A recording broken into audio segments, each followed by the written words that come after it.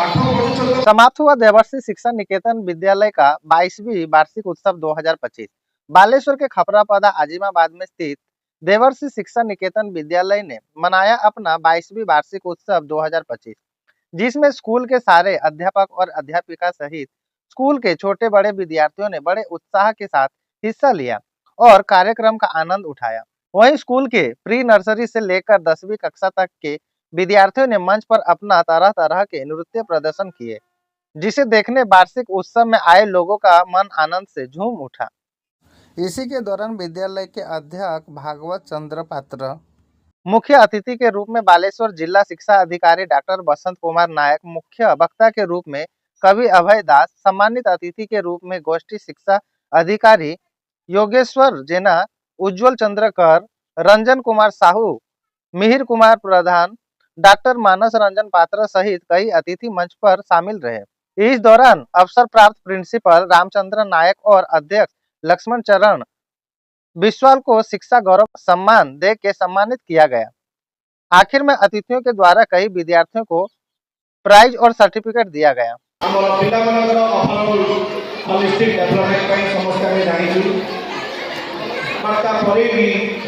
इसी के दौरान नैतिक शिक्षा लाइफ को केमती आपके उत्साहित कर सब शिक्षा कार्यक्रम माध्यम शिखा मिलता है केमी गोटे कल्चर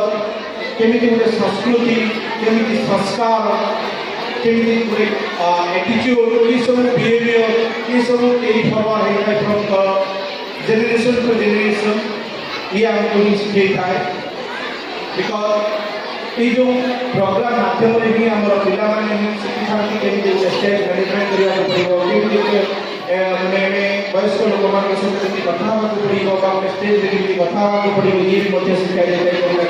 को करिकुलर एक्टिविटी आसूँ तेणु ये अवसर में उपस्थित मोर समस्त अभिभावक मान अनुरोध करी आम पिला भविष्य को जब उज्जवल करने चाहूबा निश्चित भाव में किसी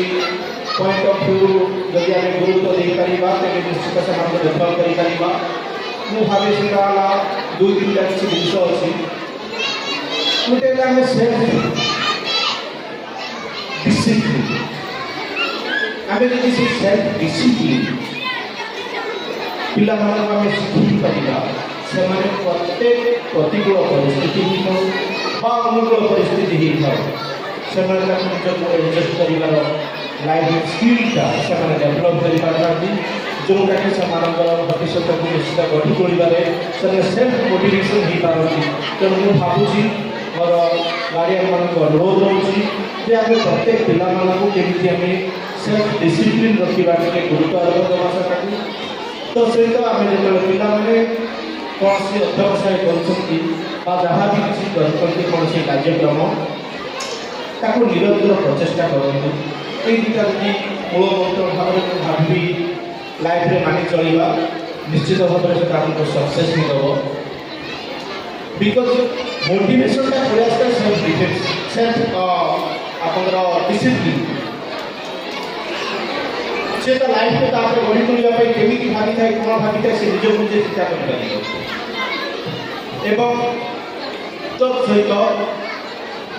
आम प्रत्येक पिला जोटा कि गोटे लाइफ धीरे धीरे अवहेलित हो जाऊँगी आम संस्कार केमी एटीट्यूड सहित लिंक बिहेवियर सहित केमी लिंक रही गुरुत्वारोप दिंतु निश्चित भाव में से पिला आगे नापी साहय सहयोग कर जेटा कि आज डे टू डे लाइफ धीरे धीरे अवहेलित हो जाए भूली जाऊँ संस्कार केमी रही नो डाउट आम मॉडर्नाइजेशन को एडप्ट करवा सहित आम भारत जो संस्कृति अच्छी परंपरा अच्छी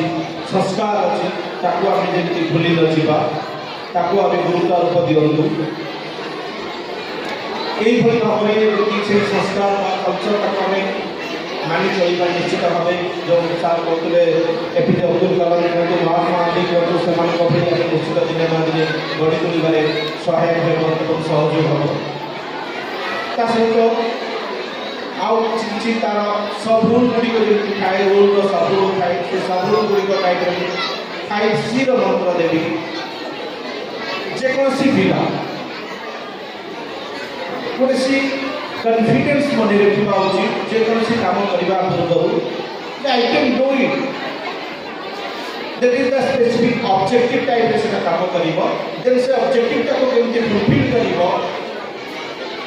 सी तार प्लानिंग करिवो एंड कोन करले से जगह रे पहुंची पारिबो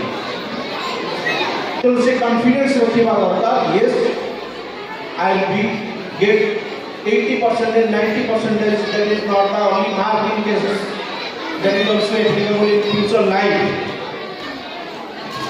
जमिति का साथ में स्वप्न देखिबा एग्जैक्टली से तार कॉन्फिडेंस लेवल को